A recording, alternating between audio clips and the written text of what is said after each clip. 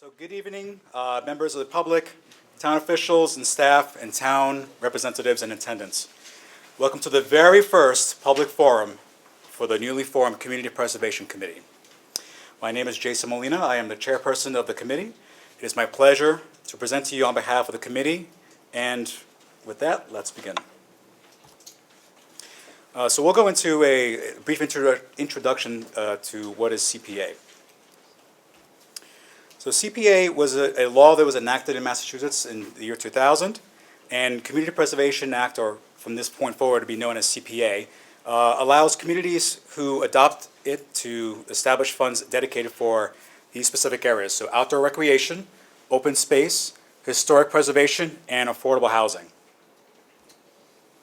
And who else has adopted CPA across Massachusetts? Well, anywhere you see those shades, the green and orange, that's where communities that have adopted CPA, including some of our neighbors, Northborough, Southborough, West Boylston, Grafton.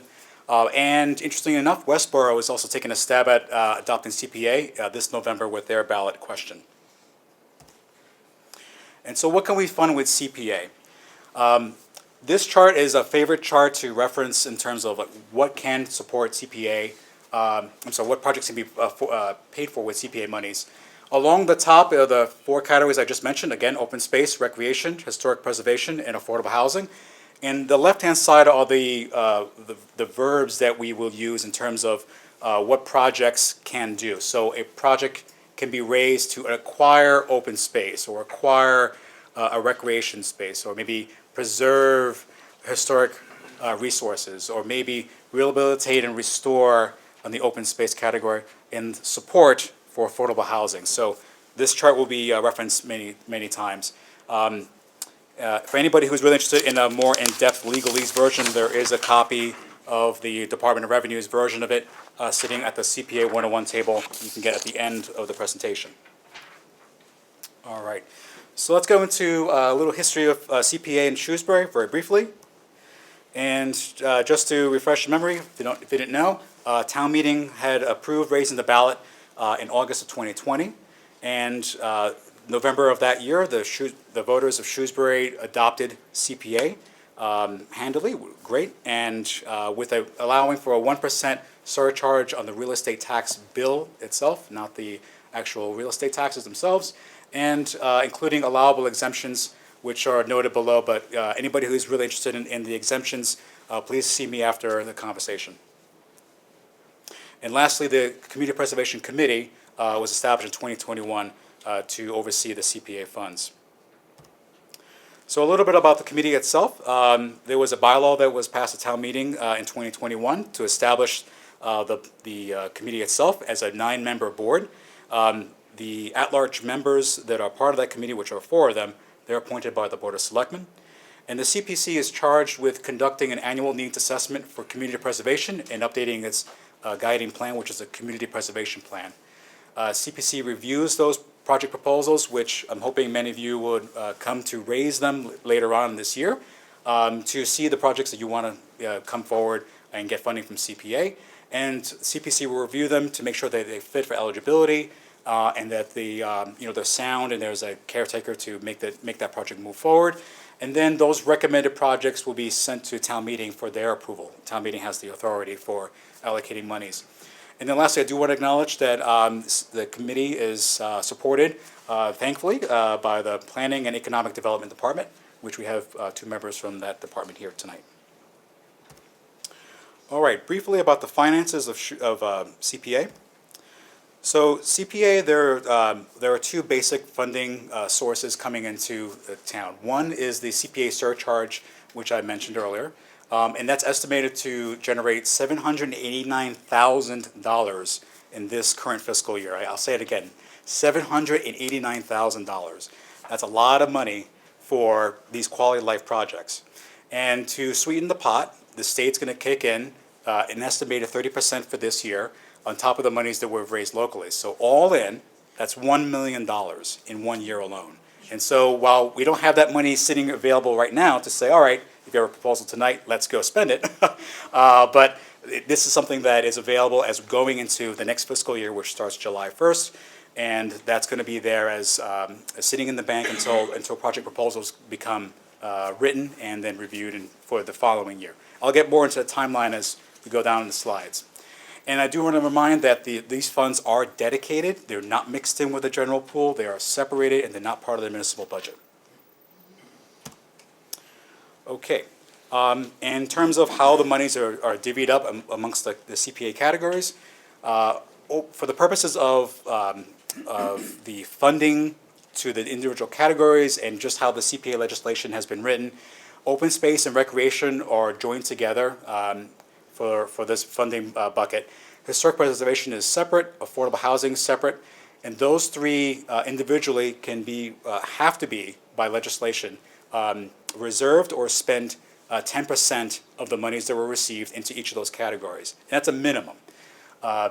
The legislation also allows for the CPC committee itself to expend up to 5% of those funds for the administrative costs of the committee itself. It's not, to pay for other activities for the project per se, but this is for the committee itself to review those projects, and let's say we needed to go to town council and its legal costs, et cetera, to make sure that the project is sound and is able to move forward from a legal perspective. Just giving an example.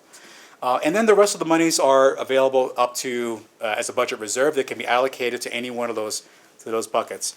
Again, in any particular year, a project may, we may have a lot more for open space because a project became available, or let's say historic preservation was the focus that year. So it really depends on the mix of the projects that have come before the CPC in that particular year, and to leverage the monies that are reserved. All right, so let's get into the fun stuff. What can we fund with CPA monies? So I'm going to dive into just open space, and I'm going to give you three examples from each of these categories, just to give you some ideas. Of course, a lot of you may have already seen ideas from the boards, but we'll go through the presentation. So for open space, again, the chart about what's allowed, you can see that we have most of the categories covered here: acquire, create, preserve, and rehabilitate and or restore, and not support. And so what is open space as CPA has defined it? So you see a lot of the words that are on screen. I'm just going to call out a few of them. So let's say watershed protection, protecting grasslands, any streams, agricultural land, land for recreational use, land to protect scenic vistas.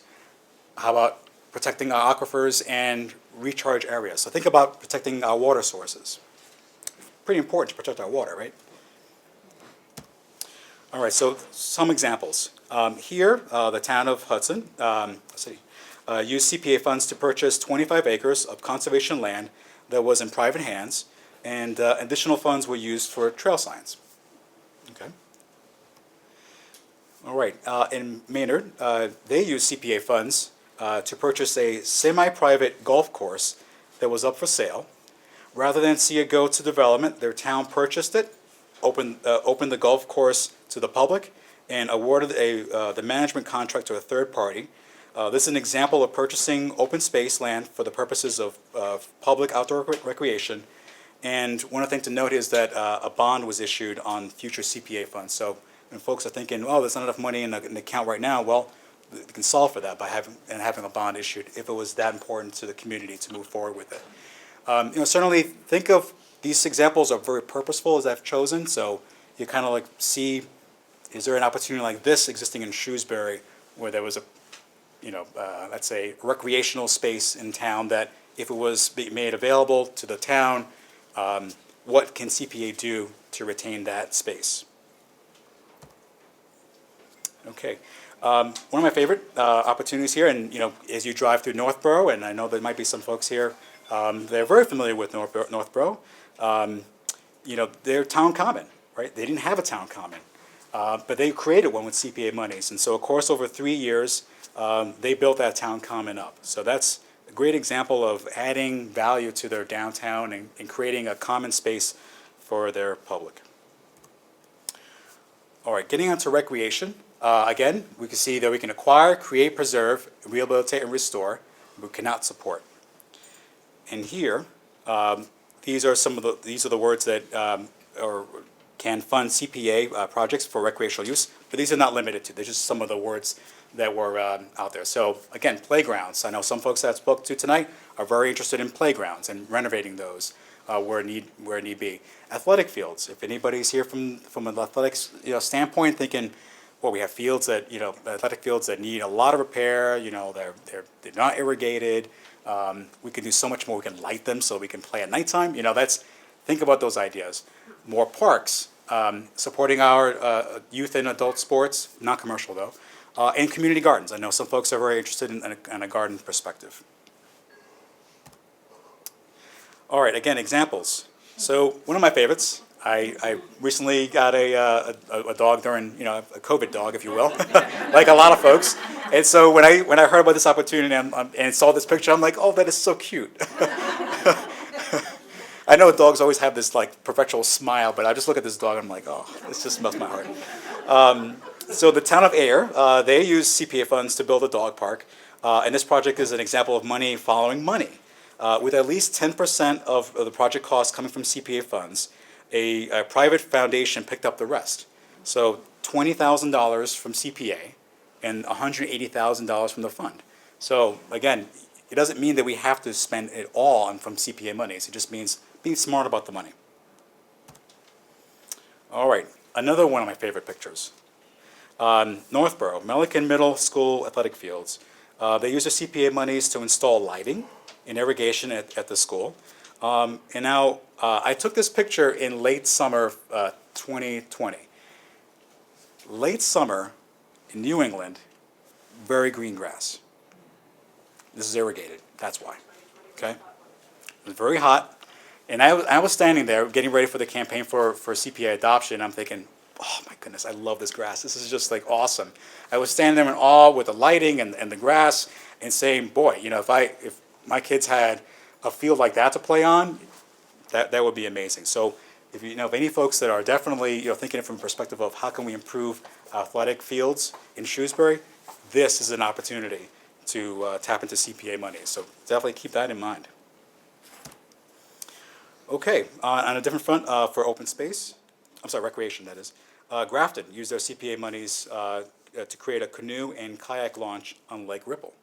So if you think of any of our ponds today, certainly you can always launch right into the water, but it would be easier if you had a kayak or canoe launch. Again, just some ideas to spur some innovation here and get those ideas on those boards in the back of the room after the presentation. Next is historic preservation. Here we have a little bit of a change. We can acquire, we can preserve, we can rehabilitate and restore, but of course we can't create historic preservation. It needs to age first, age gracefully, before we can create it, or preserve it, that is. And we cannot support. All right, so what is historic preservation as CPA sees it? So CPA defines that it has to be a historic artifact or a building or a document or vessel, real property or structure. So if it's one of those, if you have something in mind, it's got to be one of those. And of course, it has to be one of the verbs that I talked about in the last slide, right, for a project from that perspective. There's a couple of more nuances there. Certainly, anybody interested in historic preservation should come see the historic preservation table at the end of the presentation to talk about how does something become a historic artifact or document building in town as an example. Okay. Again, examples. So the town of Billerica preserved their original articles of incorporation from the 1600s. It makes me wonder where our town's incorporation papers are. Maybe it's somewhere in, maybe it's in the vault here, maybe it's in town hall. I mean, I am dying to know. I really want to know. Because when I heard about what Billerica did, I'm thinking, boy, this would be great. And don't forget that Shrewsbury is coming up on their 300th anniversary.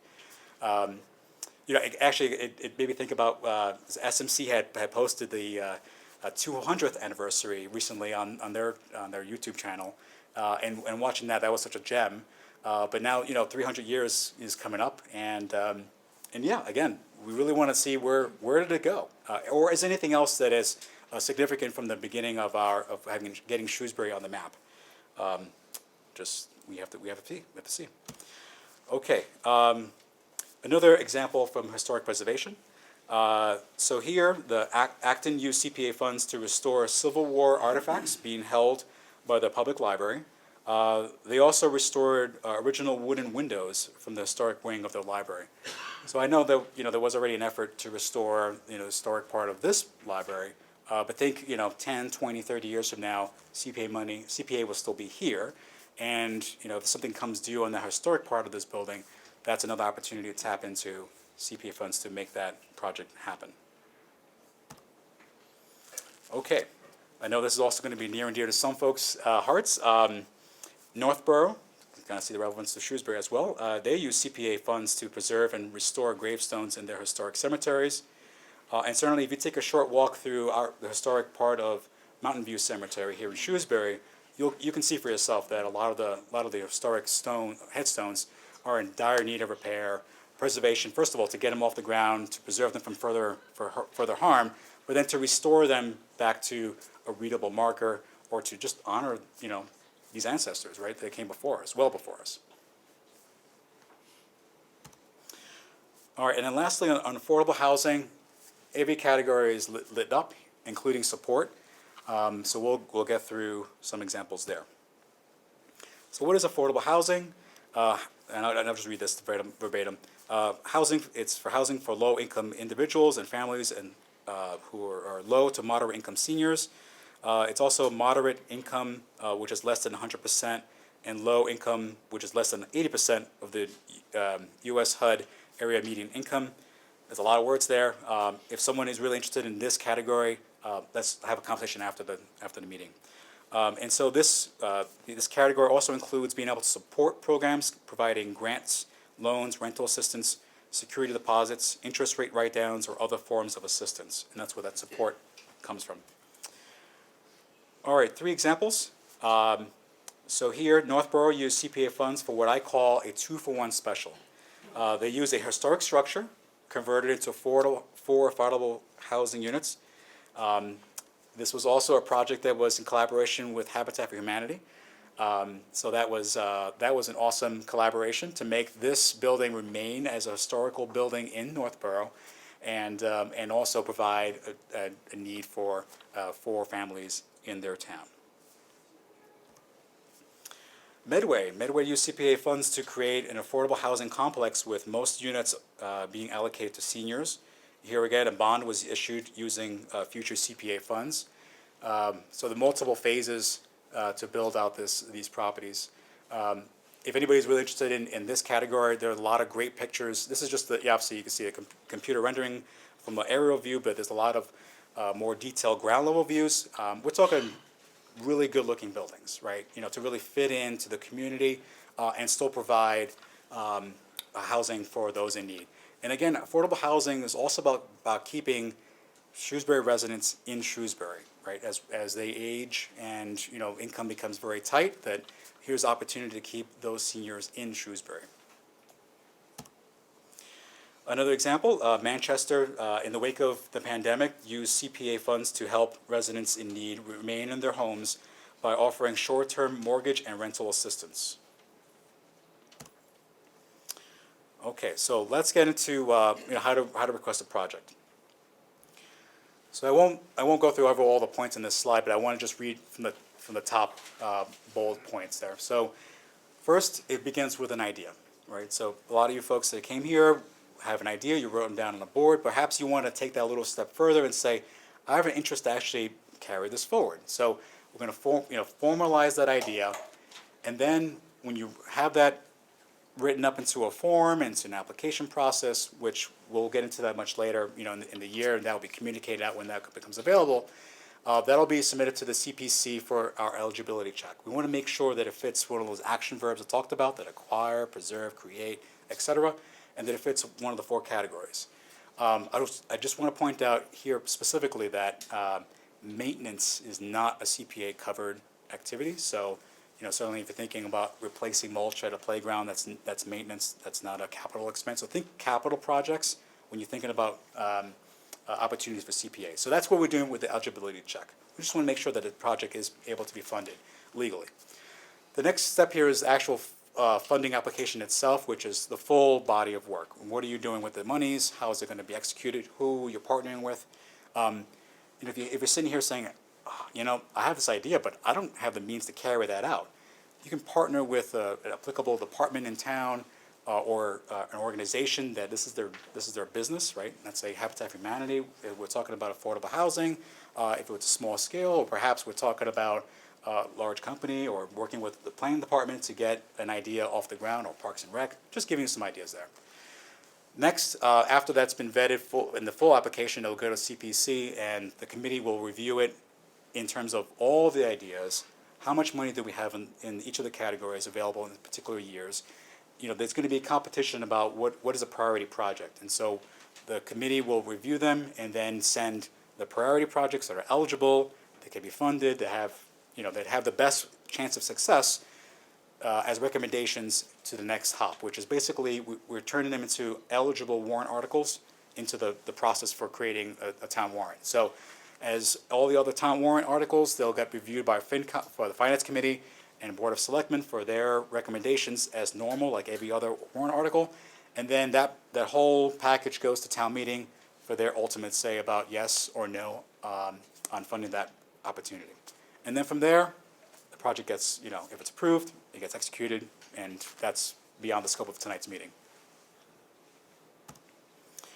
And just to give you a little sense of what we'll be asking for in the requirements in the forms. Again, this is not a full list. This is just giving you some ideas. From an eligibility perspective, we're going to be looking for what is the initial project description. Basically, what are you trying to do? Right? What do you want to do? And then determine whether it's one of the CPA categories, what purpose is it going to serve, how many people is it going to benefit, right? that sort of thing. And then estimating how much money is going to cost. Excuse me.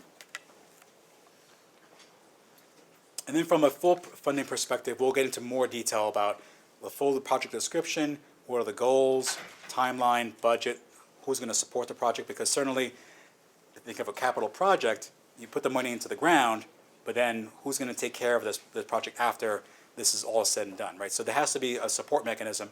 Of course, it depends on what the project is, right? If we're talking about, a sign at a trailhead, okay, it's going to take care of itself with, 10 to 15 years. Maybe there's an organization that's, dedicated to just going through and just clearing, and they'll just take care of any trash that's around it. But if we're talking about affordable housing building, well, that's a different story. We need to know more about how that's going to be supported, the organization, et cetera.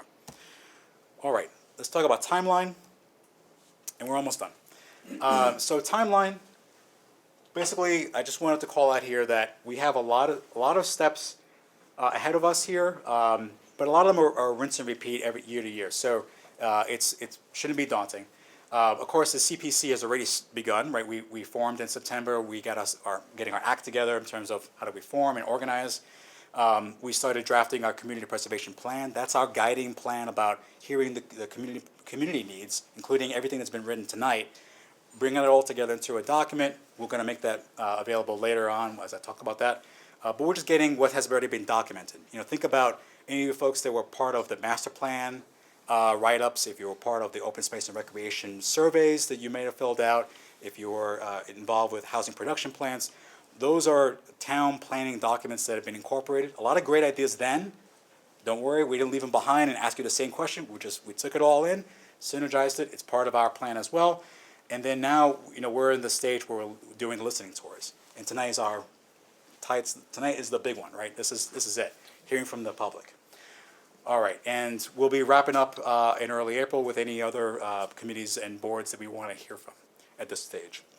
Next, we're going to be going to town meeting. You'll see anybody who's a town meeting member or following along with town meeting, you'll hear a warrant article that is basically just setting that $1 million I spoke of, just bringing them into the categories, that 10% for each of the three, the administrative bucket, and then the unbudgeted reserve. So we don't have an opportunity right now, even though we're going to town meeting, we don't have an opportunity right now to ask for a project at this time frame.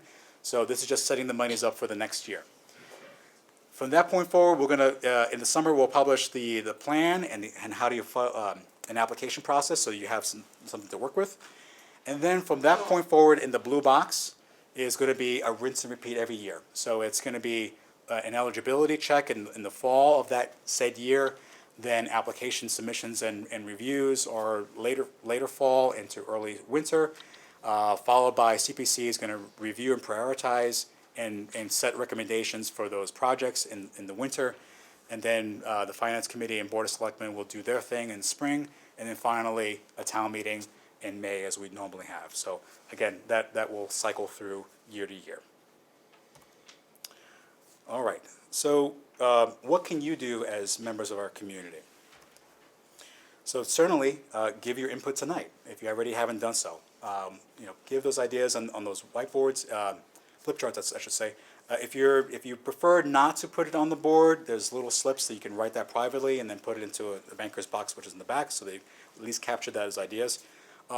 Certainly, if you want to share like your name, email on that. So if you want us to contact you back about a particular idea, go ahead and do so. Up to you. If you're watching at home later after tonight, you can certainly email the planning department, planning@shrewsburyma.gov. You can also consider initiating a project or seek support from a related board committee to take on the project later on. So certainly, like I said before, you have an idea for renovating a playground at a neighborhood park. Who do I work with? How do I get started?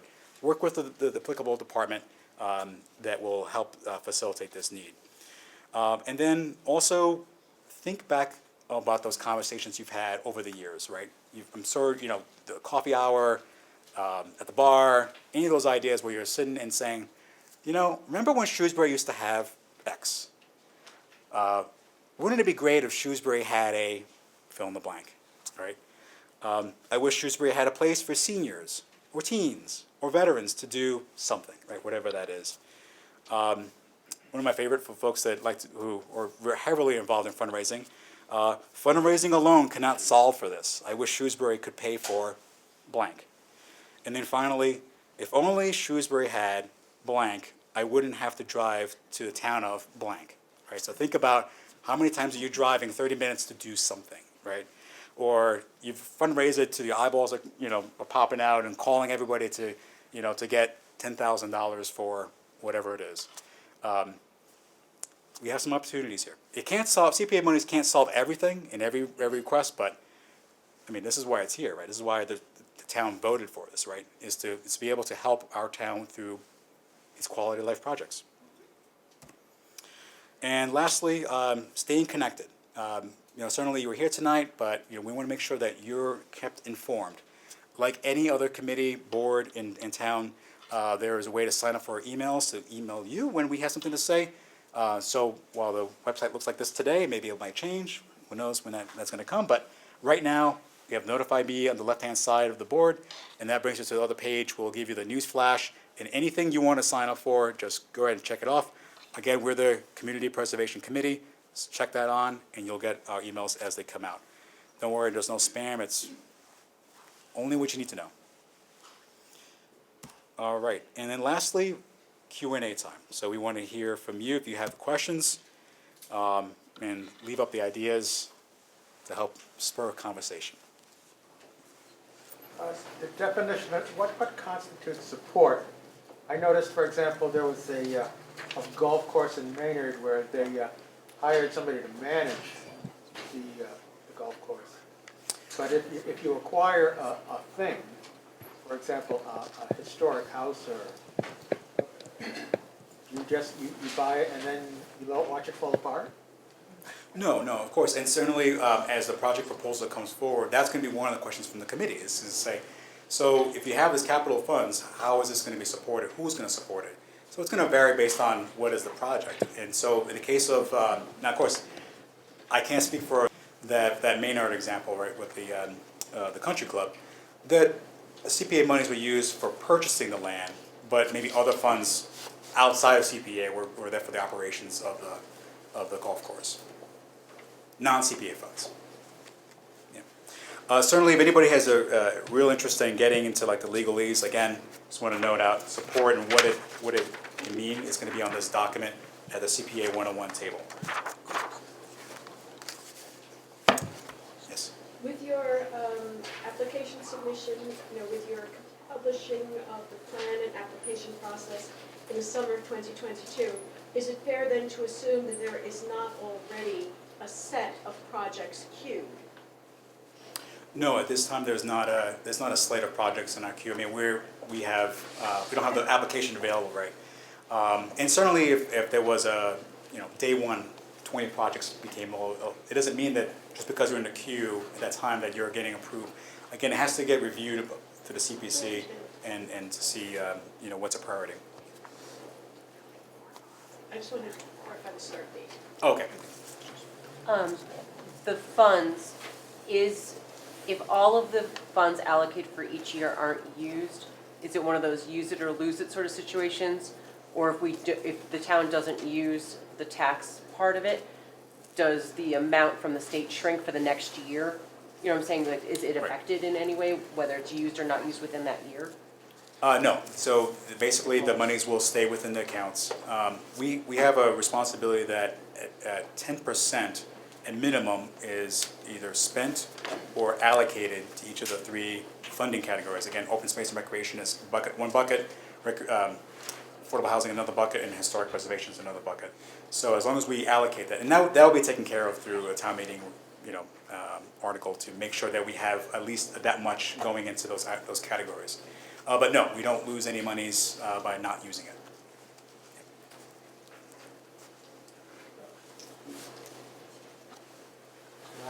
What's your update of the Beal project?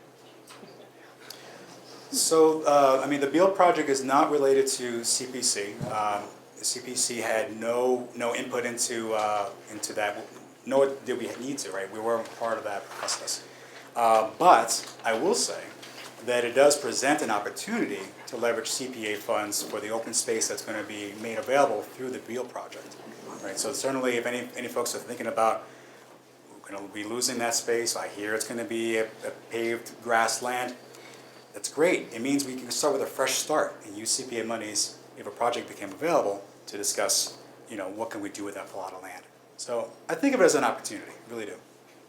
So the CPC is not part of your mandate for the committee to take a position in the community to speak on behalf of preserving land, open space land that might be, at threat or at risk of being put to another use.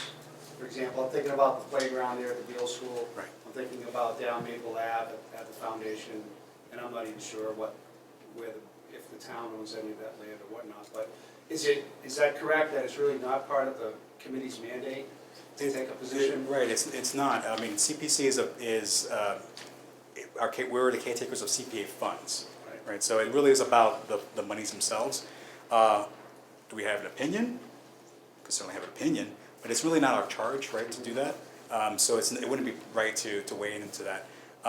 However, we are, like, other groups are focusing on those four categories, right? Open space, recreation, et cetera. And so anytime there's a change in the makeup of the land use in town, it presents an opportunity to say, their needs in our community have now changed, and capture what has changed, and then see that as another. Isn't it safe to say the CPA is viewed partially as well as a proactive tool? And a lot of your examples, communities have used it. And I realize Shrewsbury's just getting started, so you're just kind of getting to the starting line. But communities right nearby, Hudson and Northborough and other communities, they're using that as a mechanism for preservation, to be proactive, I guess, in terms of the different purposes and the funding. Yes, yeah, right, we certainly, the idea is to use the monies, right, for the public good, right? It's doesn't do well sitting in a bank account, but it has to be the right project, though, right? And we have to make sure that it's benefiting the most of our community, right, not just a few. So, we still have to be, aware of, town meeting, right? They have the ultimate say what is right. And, I think back on, the finance committee has those questions they have on the front page of their document says, is this project right? And all the high level objectives about how monies are spent in town. And so, we have to be cognizant of that too, right? Sure. Yeah. Does the committee, renovating, for example, a piece of municipal land to become a park, or renovating an old park that needs a little tender loving care is one thing, but building affordable housing from scratch requires a completely different set of knowledge and experience and so forth. So when you don't know anything about, for example, building affordable housing, do you have access to expertise, or are there experts on your committee, or how do you Right, deal and- with that? Yeah, no, that's a good question. It's a really good question. You know, we are not experts. That's why we will consult experts, right? And through our support in the planning department, you know, we'll have access to those consultants to make sure that, you know, we're doing the right thing. And certainly, you know, there's other entities in town as well in terms of affordable housing, right? The Housing Authority is an expert in this space. Affordable Housing Trust, right? Those trustees which is also a new committee, a new board. That's their charge too, right? Is really the affordable housing side. So they're going to focus on that, right? So there are mechanisms to get that affordable housing done in Shrewsbury. Yeah. And again, you know, some folks ask me about, well, the monies, right? The administrative funds. That's why we would use some of those administrative funds, is to pay for the consultancy, as an example.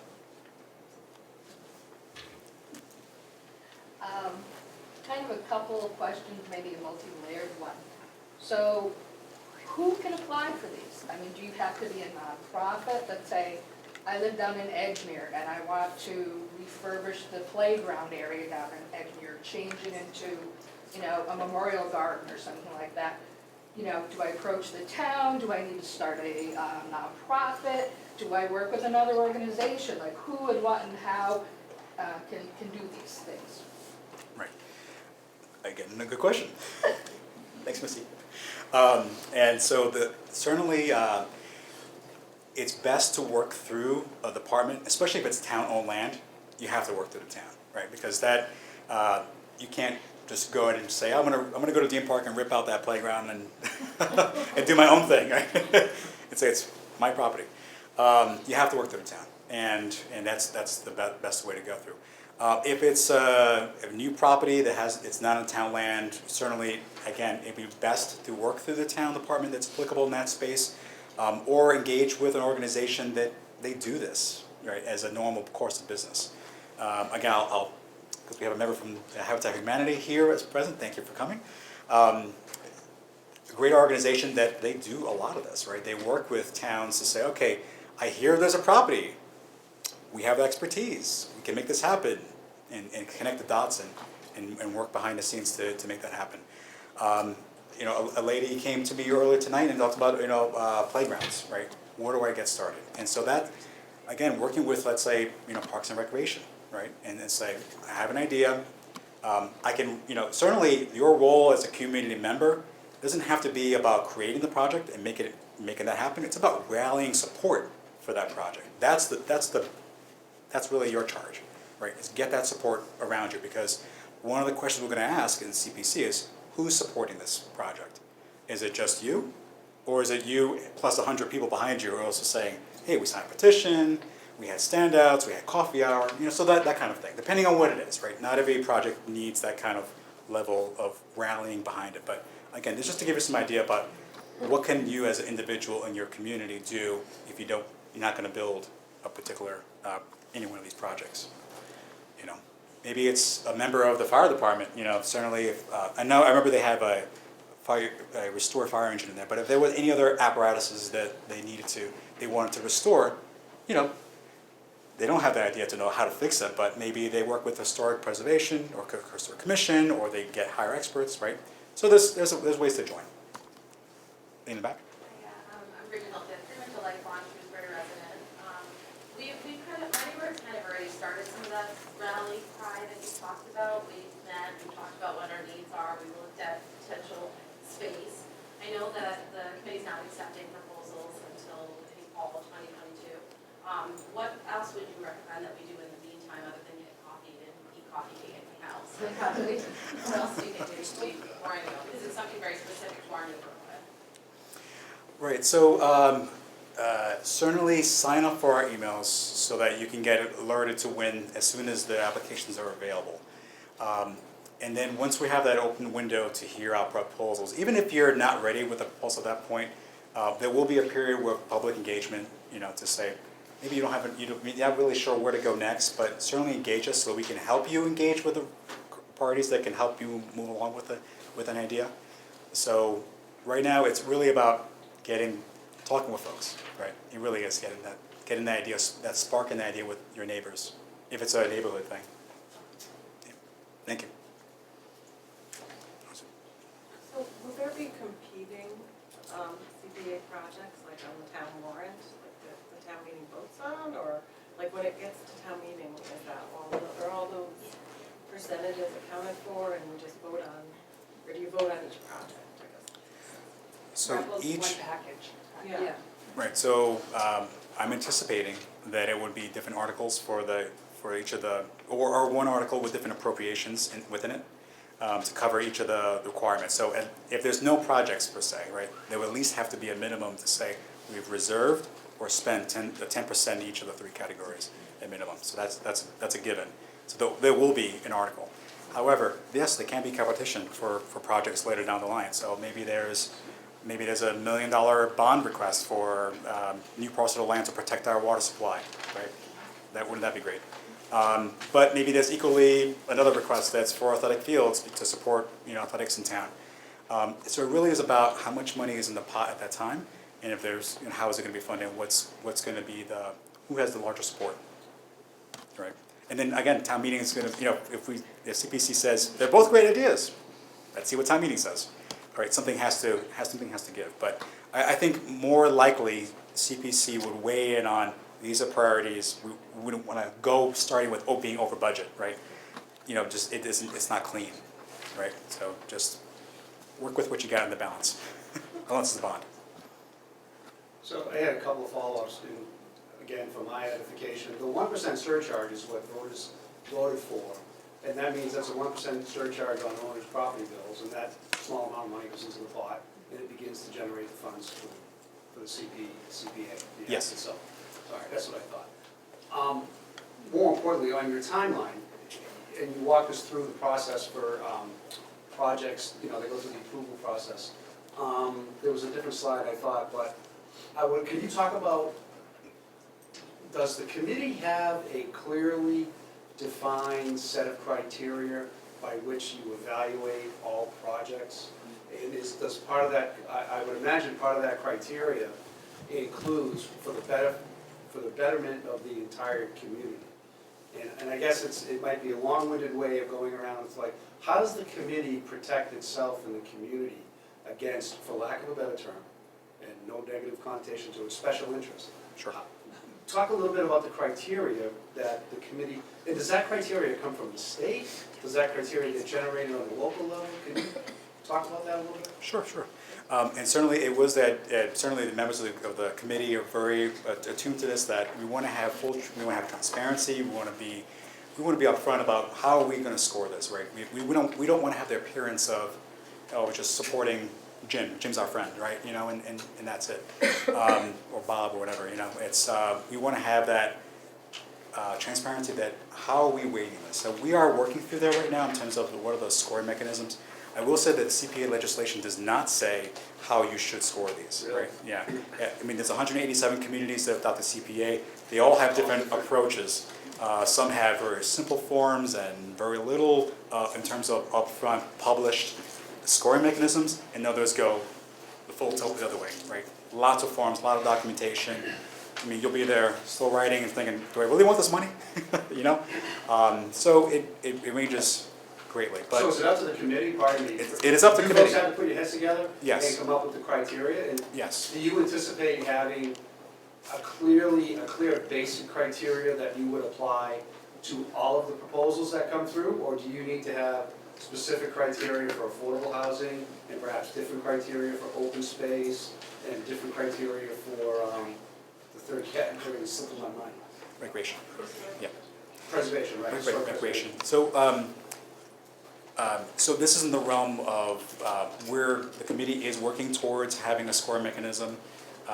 We have not voted on what is the way to go forward, so I can't really speak more further into that, but generally we are working towards a transparent process that's going to be basic questions that are going to be for all projects. Some of them are not going to be applicable depending on what the project is, right? Sure. Is it a $5,000 request or a $5 million request, right? It's going to be a lot more due diligence necessary for that $5 million request. Sure. So it's going to vary.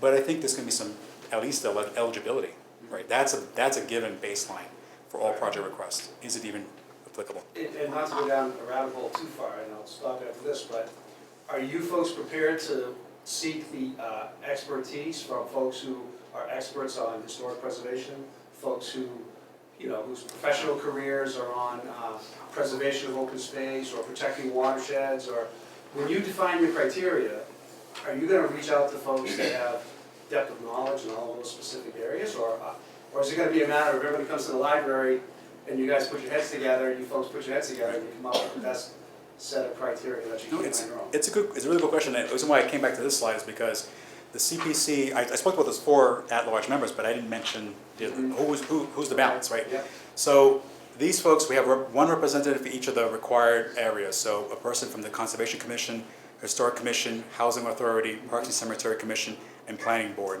And so they also sit on those respective boards. And so we will be leveraging their expertise, and they can always go back, rely on their committees and boards, and then their mechanisms that they have. So, you know, behind each one of these committees and boards and authorities is a town department to support them, right? So there's always a fallback to somebody who can answer that question. Or there's always that administrative fund to be able to go out to outside sources to get expertise. That's helpful, thank you. Anybody else? As these applications are going through and you're checking for eligibility, I'm sure there are going to be questions back and forth, perhaps, or clarification. Will there be also assistance then from your side? Like, maybe we put too much into what we were hoping to get approved. And would there be sort of, on your side, maybe to help us maybe rework this, tweak it, that okay, this looks a little better, this may work for you? Yes, definitely. We're looking to be helpful, right? We're looking to leverage this money, right? So we're not here to say, well, you didn't fill it out properly, get back in the line, you know. You know. So certainly, it depends on the timing of how you come with the request, right? There is a window. That's the time to submit that request and work through.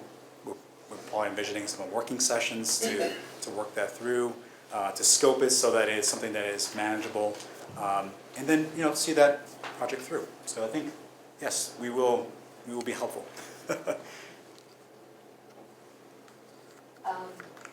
So a lot of these projects are pretty big, they're complicated, and so would you encourage groups or people to also look into other funding, like maybe through the state or through, you know, the EPA or, you know, other sources of revenue, like the dog park, for instance. I know there's grants out there through different ways. So would you really encourage people to do that? And do you have any resources to kind of, are there any general resources that people can go, oh, this, you know, foundation sponsors these kinds of things? Certainly, if you can leverage other monies, do it, for sure, yes. But I think you raise a great point about, is there an inventory of other places to also seek monies from? I think that's a good takeaway for us as an action item to make that available, right? To see, you know, just recommend, here's other potential areas to get started if folks want to. I mean, I'm personally interested to see who, you know, what's the organization that paid for a dog park, you know, a portion of it. So, you know, that's a pretty sizable amount of money that they poured into that. So, any other questions? Okay, last call. Sure. Yes. Legal fees. Would legal fees to promote or object to a project come out of that 5% administrative cost? I'm recalling the threat to the town for the natural gas lines under Mill Pond and up through our aquifer, and close proximity to the high school.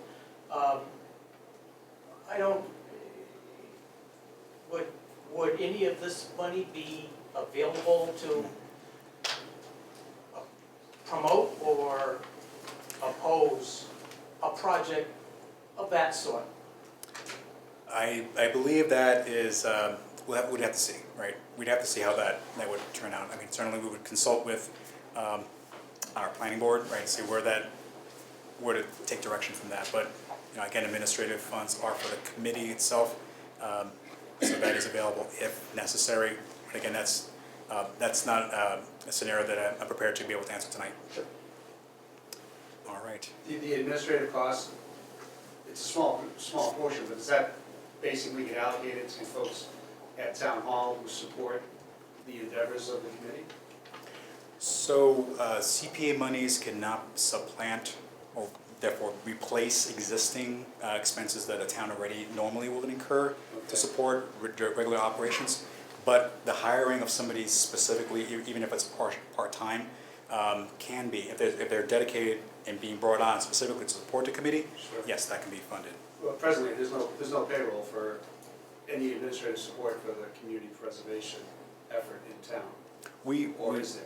We have support from Mr. Cahill and Ms. Right. McAllister. Okay, so that's where I was going. Obviously, those folks are town employees.